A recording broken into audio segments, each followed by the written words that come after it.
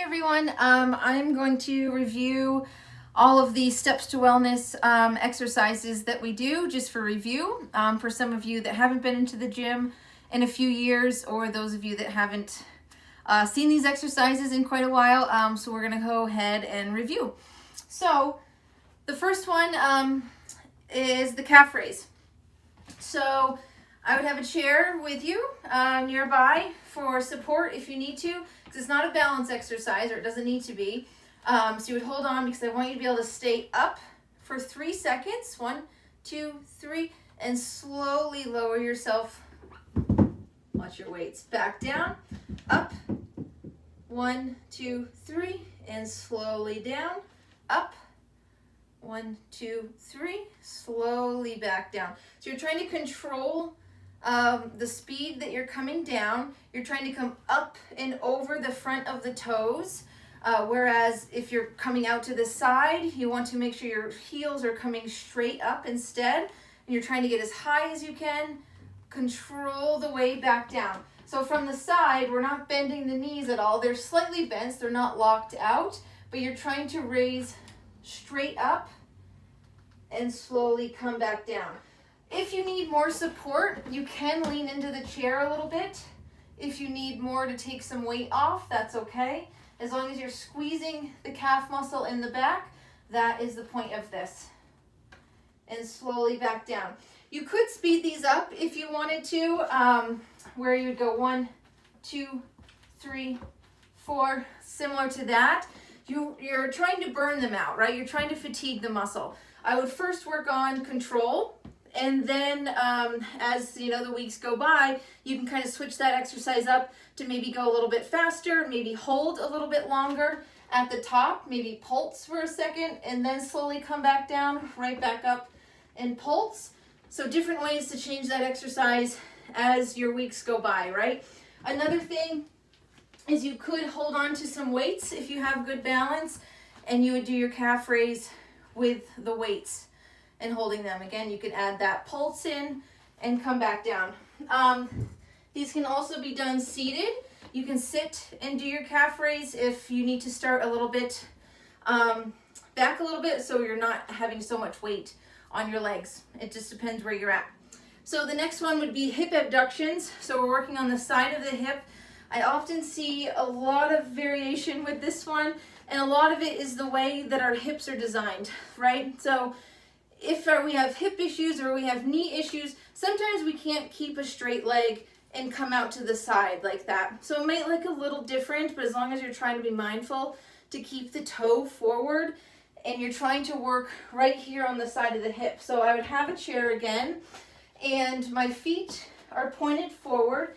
My hips are up, I'm nice and tall, so I'm pulling my abdominal muscles in, and the foot just leaves, so it's like I'm gonna drag my foot on the ground as long as I can, keeping the toe up, and it doesn't go very far, and then back in. So I'm thinking of contracting right here and back in. So out and slowly back in. It doesn't have to be fast. Actually, the slower the better, so you can really feel that muscle contract and come back in. And you're gonna feel it on the other side too. So one side is stabilizing as the other one is moving.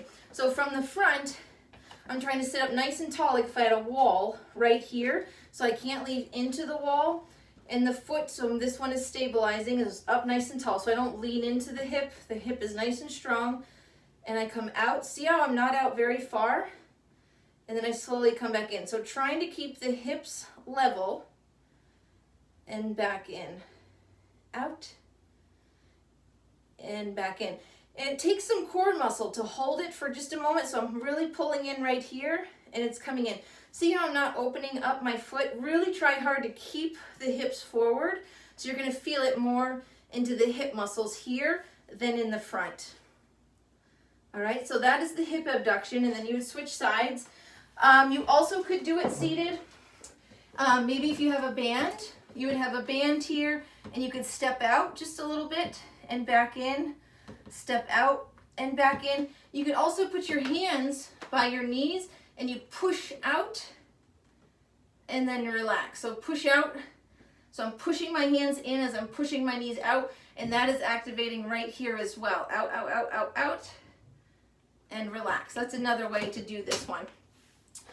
All right, so the next one is leg extensions or knee extensions, so working the quad or lunges, okay? So if you're seated, you sit up nice and tall, so I'm a little bit away from the chair. The foot is gonna rise just a little bit, just off of the mat, and I'm gonna come out straight, so toe is up, and I'm really squeezing this thigh muscle and slowly back down, and I kick back out, nice and strong, squeezing, and back down. Out and back down. So there's a muscle on the inside of the thigh above the knee, and we're really trying to squeeze that muscle as we're up and slowly back down. And really make sure you're sitting up nice and tall and back down, and then you would switch sides. Another option is the squat, the lunge. And so I would have a chair nearby for support. One foot is going to come forward and the other foot is going to step back. So I'm kind of in a longer stride. My back foot, the toe is down and the heel is up, and that's going to allow motion to go down. If my heel is down, I have no motion to bring myself down unless I was to turn in awkward positions. So my hip is kind of right by the side of the chair here, right by my hand. My back toe is planted into the ground, the heel is up, and my weight is distributed kind of midway. So I'm not forward, I'm kind of right into the back here, okay? So this one is just stabilizing for me, and I want to have most of my weight into the kind of the midfoot to the back. I don't want any weight really into the toe, and I'm going to bend the back foot, the knee, and then rise back up. So I'm really trying to kind of just lower myself down and back up. If your stride isn't long enough, you're going to end up kind of cramped in the middle here. So you really kind of want a longer stride, a little longer than you probably think, and you're coming down. So from the side, so my leg is back, my hand is still right by my hip on the chair. Okay, so my heel comes up, my weight is somewhat back, so I'm not starting forward, and I'm not going to go forward. I'm going to just go kind of straight down and back up, trying to keep your hips straight. If we're tight, we tend to open up our hips a little bit, so we're trying to make them forward as you go down. What I see often is I see this, but really you're putting a lot of pressure on your knee, and you don't want to do that. So a good thing to think about, if you have a mirror or someone close by that can kind of check out your form, you want to make sure the knee is in line with the ankle. It can come forward a little bit, but you don't want to go much farther than that. So maybe just sit back a little bit more and come back up. And use the chair if you need to take some pressure off, okay? And then you would switch sides. Next is the sit to stands.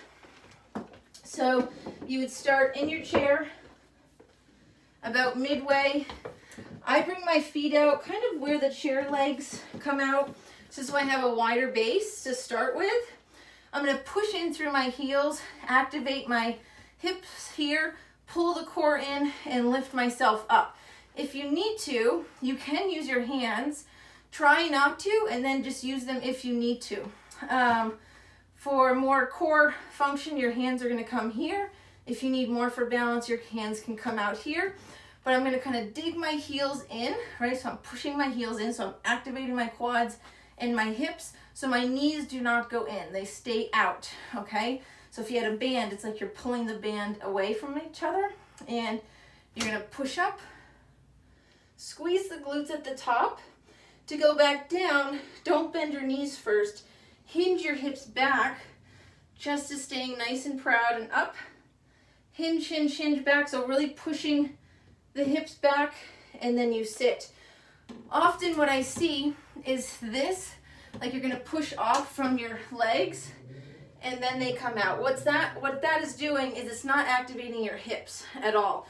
It's using more it's pushing off of itself here, and that puts you in a really vulnerable position for your hips and your knees. Seeing that torque here, so you want them to stay out and push out through the hips, okay? Often, another thing that I see is you bend forward and then you push your hips back. You don't want to do that either.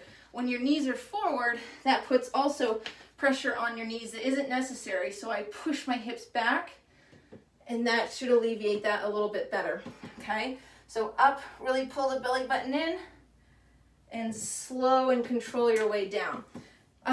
If you don't want to use the chair, then that would be progressed to a squat.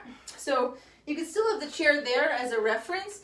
So I would kind of maybe tap and then come back up. So tap the chair, really pull the belly in and back up.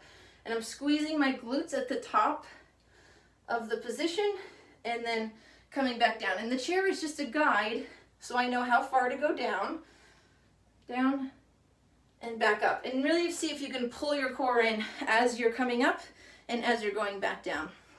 Great. Okay, so arms are next. So I'm going to grab my weights. So we have shoulder abductions, and what this is, we're going into the scapular plane, which is kind of not in front. It's not out to the side. It's right in between.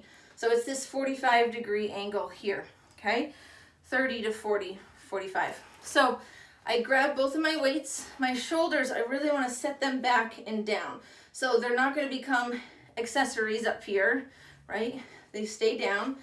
I bend my knees so my core is really pulled in, so everything is supported down below. My thumbs are going to be at the top, okay? So they're not this way and they're not pointed down. The thumbs are kind of at the top of the weights, and then they lower slowly back down. All right, so we come up only to shoulder height, and then slowly back down. Up, and slowly back down. What I don't want to see is this, kind of like a worm roll to get them up, or really bringing your arms up like this. That means your weights are too heavy. You want to be able to use your core, squeeze your glutes, and lift them, right? And then slowly back down. You can also do this seated if you need to take some weight off, or if your back starts to hurt and you need some more support. You can also do this seated as well. All right, next is overhead press. So I'm just going to start seated because it can also be done seated. So I'm going to start almost kind of in a goalpost position. Right about here, my palms are facing forward, elbows are back, and I come up over my head, and then I slowly come back down to kind of like a 90-degree angle in both elbows, up and slowly back down. You might not be able to get straight up, and that's okay. If they have to be a little bit wider, that's okay. You're just trying to lift up and slowly come back down. So the weights are trying to stay similar, kind of near your ears. You don't want to have them start to come forward. However, it is an option if this is pulling too much in here, you can actually bring the elbows forward and push up this way. This would be a modification if you're having shoulder pain, or if it's too much of a stretch to be out to that 90 degrees. All right, and that can also be done standing. Bicep curls would be next. So my shoulders would get pushed back, my elbows kind of tuck into the sides right here so the elbows don't move forward. Palms are forward, so I kind of push my elbows in, shoulders are squeezed back, and I lift up, squeeze at the top, and then slowly lower them back all the way down. Back up, lower them all the way down, no cheating and stopping in the middle, all the way down, okay? And make sure your shoulders are squeezed in the back. If you're standing, you can squeeze your butt as well and pull your abdominal muscles in. And that would be the bicep curl. So next are triceps. So we took these out of the program a few years ago, but they used to be in, so some of you might remember them. A seated way would be to kind of cross your arm in the front of you. You have a flat back forward. You would pull the weight up, and then you're going to extend back and slowly return to kind of this 90-degree position. So you extend back, so I'm squeezing the back of my arm and lowering it slowly out and slow. So this would be the tricep extension I'm sure many of you have seen this one where you're coming up overhead. It takes a lot of range of motion to do this one, and also you're putting a weight over your head. So I think the safer version, and it gets the job done just as well, is this extension right here. So that's the tricep extension. And then bent over rows. So if you don't have a band, we have moved to doing band rows, but you can also use weights as well. So you could grab both of them if you wanted to. You would hinge forward so your back is flat, so you're not here. You're pulled up. You're looking about 2 feet in front of you. Your weights are down kind of by your shins, and you're going to pull, squeezing the shoulders in the back, and then slowly lower. You pull and slowly lower. Pull. So when I'm pulling, I'm squeezing my shoulder blades in the back together, trying to remember not to bring the shoulders up, but I'm squeezing back, not up, okay? So it should be here.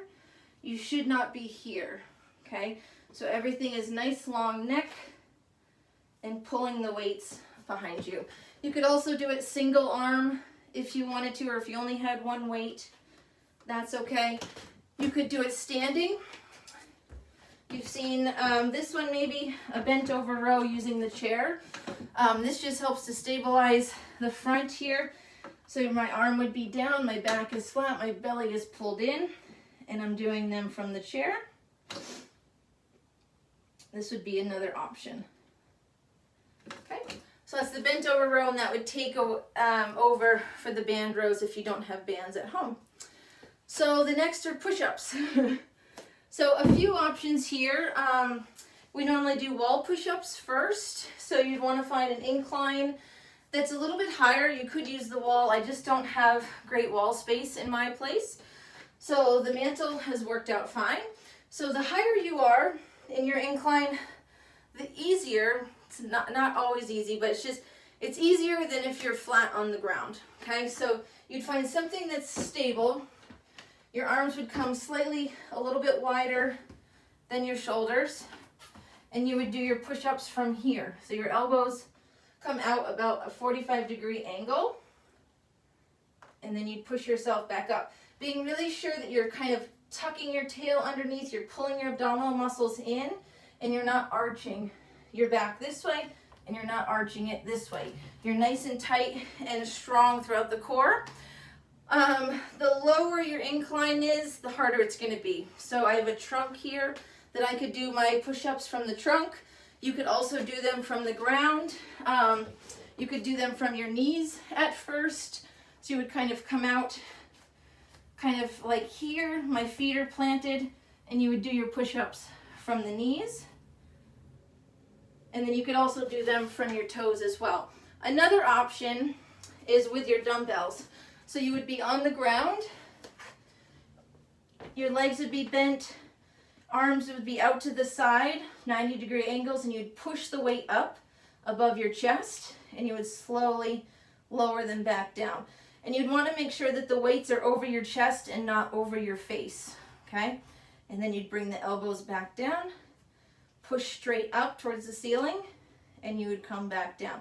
So that would be a good place to start if you're having trouble with the push-up. All right, so the same thing goes with the plank.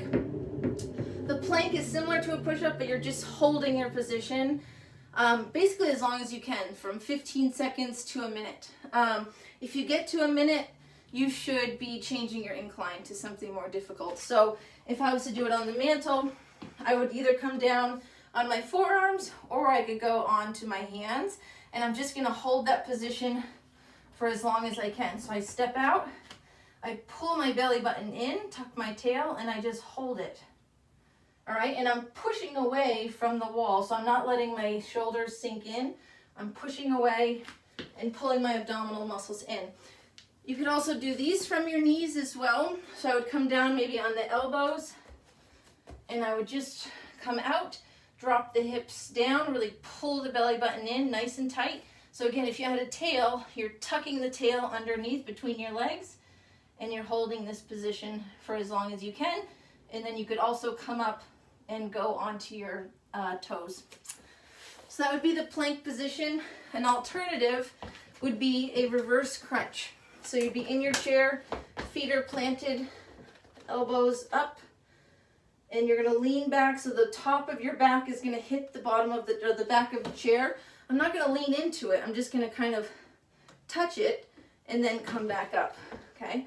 So I'm gonna kind of tap and then pull myself back upright. Come back, so I'm feeling it right here, and then I pull forward. You could also add a weight. If you needed a little bit more challenge, you would come back and then pull yourself forward, back, and pull yourself forward. You could also hold it back here if you want to, as a little more challenge. Hold for maybe 3 to 5 seconds, and then come back. And you're just adding kind of a static hold to get those abdominal muscles working. What's next? So pelvic tilts. We often do these on the floor. I'm going to show you quickly how to do them. The chair is hard. If you're at home, maybe there's a bench, maybe there's the couch, maybe your bed is a good way to do your pelvic tilts. I find them a little bit, I get it a little bit more when I'm laying down, and I can really feel my abdominals work and my pelvic muscles contract. I have a hard time doing it in the chair, but it can be done. So you would sit up nice and tall. Again, your belly button is here, and you're going to kind of pull the belly button in, and you're kind of rocking your hips like this and then back. So I'm tucking my tail and then I'm releasing. So I'm trying to flatten my back and release. So it's kind of like if I had my pants were too tight, and I would kind of be zipping up my pants and then let it go. And then I zip my pants up. It's really important not to zip like this. You want to stay up nice and tall. So it's this part of your hips that are rotating. And that would be a pelvic tilt there. On the ground, what's the best way to do this here? I'm going to rotate it just a little bit. Okay. So level 1 would be you're laying on the ground, your feet are on the floor, and your knees are bent, and you're trying to eliminate the space in between your lower back and the mat. So to do that, you're not going to push through your heels. Your heels are going to be nice and light. You're going to pretend you're zipping your pants up. So my belly button is pushing straight down into the mat, and now I don't have this space here. And to check yourself, see if you can kind of lift a little bit into the heels to make sure you're not pushing in with your heels to create that pelvic tilt. And let go. And we're going to kind of rock back again. So I'm just flattening my lower back to the mat. I'm not squeezing my glutes at all. I'm not pulling in with my butt. I'm just pushing the belly button in, and I'm kind of tucking my tail under or zipping the pants up, whatever analogy helps you the best. But I'm trying not to use my glute muscles, and I'm not using my heels. So this would be level 1. You would hold for 3 seconds, and then you would release and hold and release. So that's level 1. Level 2 is you would hold your tilt the whole time, so there's no space in between here. And then you'd lift one leg up just a little bit, slowly, make sure you're really pulling in, slowly lower it down. And I don't want to see a big shift in your hips, and then you would lift the other leg up, still nice and tight, and the other one would come up. So I don't want to see a big shift in your hips like that. Nice and slow, your weight shifts, and then the other leg comes up. So I'm pushing down nice and tight each time in each transfer as I'm marching. That's level 2. The next level is both legs would come up into the air. So I'm kind of at a 90-degree angle. And now I'm going to pelvic tilt so my back is flat. And this is fine right here. Sometimes just holding this position is a good exercise. Or you could slowly start to bring one leg down to the mat. So I'm just going to tap my heel. And I'm really trying hard not to let that back arch, right? So I'm keeping my back nice and flat on the mat. The other one comes down, really pull in nice and tight, and come back up, okay? So now nice and slow, and back up. Nice and slow, and back up. And really pull the abdominal muscles in. your lower back does not come off of the mat. And nice and slow. Good. To progress that, your knees could go farther away. So it makes it a little bit harder to maintain your pelvic tilt. I don't know what to do with my hands. And it would look like this. And you're really trying hard to go slow and to keep that lower back on the mat. Okay, so that was 3 levels of pelvic tilts. So next are bridges. So you're going to be working the back of your legs, and I'm going to kind of go into that pelvic tilt position.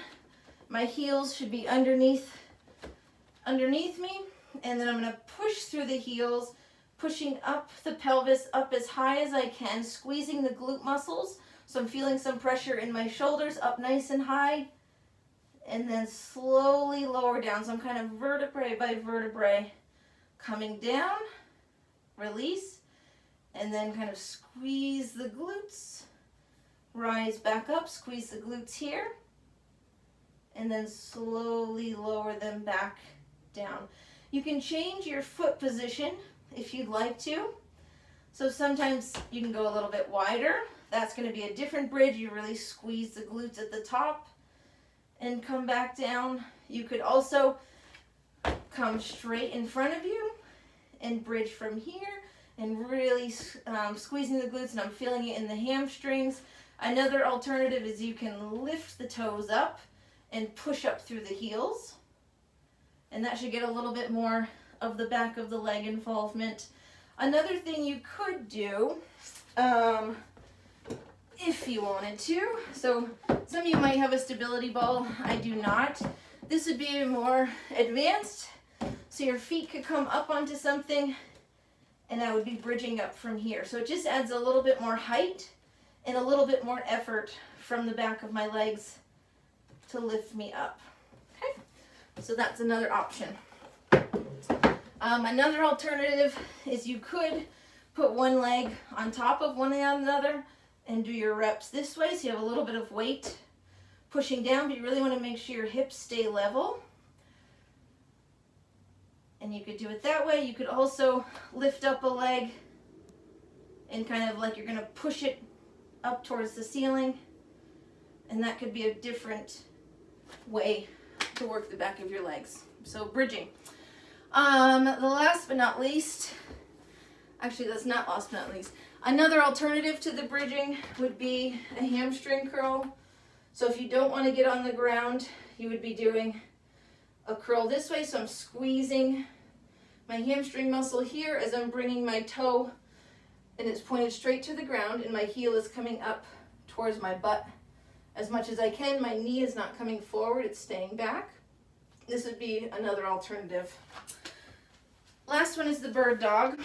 So this one, your hands are going to be underneath your shoulders, and you're trying to get your knees underneath your hips, okay? So here is kind of the starting position. You can either be in fists, you can come outright. Some people that have a hard time with your wrist, you can grab something like a weight and you can put your wrist onto the weight, so then you're not kind of compressing the knuckles. That could be an option. So here we are. So we're in tabletop position, okay? So a lot of times when you're just resting here, you start to kind of sink your lower back where your belly kind of hangs towards the ground. So you want to pull that in. So to do that, I think about kind of tucking my tail and pulling my abdominal muscles in.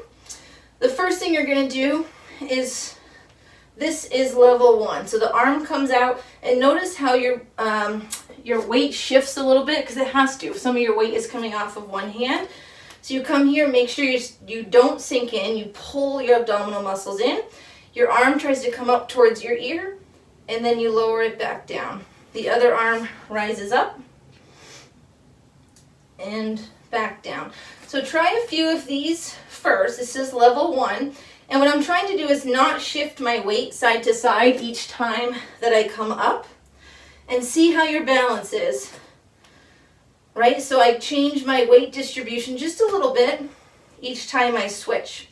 All right? Level 2 is with the legs. So one leg is going to come out. So as I do that, Again, I don't want you to arch. You're going to pull your belly button in, and you're going to see how I'm out onto my toe, so I'm nice and long. Belly button is pulled in, and I'm just going to lift a little bit and see how the weight changes, and then I'm going to lower it back down. So if you're noticing to come up, you have to lean a lot. That's a little too much for you. Really make sure you're pulling the muscles in. Weight is distributed between the knee and the two hands, and back down. To lift the foot up, I'm really squeezing my glute muscle, pulling my abdominal muscles in, and back down. So this is kind of level 2. And then you would switch sides. So one is out. You have a curve, so you pull the belly button in, nice, and I'm pushing away from the floor, so don't let yourself sink in. Push away and lift up and really pull the abdominal muscles in. Tap it back down. Make sure you're distributed evenly. Back up and down. And notice how it's not coming up very high, because if I was to go higher, I would have to arch my back, and I don't want to do that. I'm trying to stay nice and straight and come back down.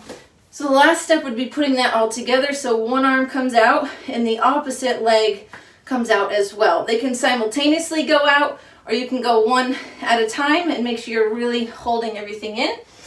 So here we go. So belly button is tucked in. My left arm is going to come out to the mat. I'm pushing myself away from the mat. The right leg is going to come out, and then I'm going to lift. 1, 2, 3, 4, 5, and down. And make sure if you lose your belly, right, pull it back in. 1, 2, 3, 4, 5, and back down. And make sure your weight is distributed between the back knee and the front hand, okay? So I tend to sometimes lean back, right, because I can put more weight into here, but I really want to be equally distributed here. Here we go. 1, 2, 3, 4, 5. And last one. 1, 2, 3, 4, 5. Make sure you're really pulling that belly button in each time. And then you could switch to the other side. When you get more into knowing how your body is, right? So the first couple times, you sometimes don't know what you're looking like, right? So unless you have a mirror nearby to see, sometimes we think we're straight, but we actually are a little bit sunken in the middle, and we need to pull ourselves in. So when you're out there for the count of 5, think, can I pull my belly button in a little bit more? Is there a sway in my back? Could I lift my leg a little bit more by squeezing my glutes? So things like that. And then when you become more accustomed to that, you'll start to just be able to move, come back in, and then you could switch to the other side. So you could alternate sides. But when you're first starting out, I would stick to one side first and really get those solid before you start alternating sides. You still want to do that 5-second hold, and then you would switch sides, but that setup time is crucial. So don't rush those. You could also do those seated. So you'd sit up nice and tall. One leg or one arm would come all the way up. You're up nice and tall, pulling the abdominal muscles in. And then the opposite leg could rise up, and you're really pulling everything in. And then you would lower back down. The leg would come up. So what I see often is to get the arm and the leg up. I see this. But you really, just like when we're on the ground, you're really nice and flat throughout the whole hip, all the way to the shoulder. So you're up nice and tall, reaching up, pulling the belly button in. You slowly lower down, don't lose your core, and you lift through the other side. 1, 2, 3, 4, 5. Slowly lower, so there shouldn't be a big shift in weight. And you're here. So it's almost like if someone's watching, they couldn't be able to see the shift in your weight. So I think that is it. Let me know if you have any questions or need any other modifications, and good luck with your workouts. Bye.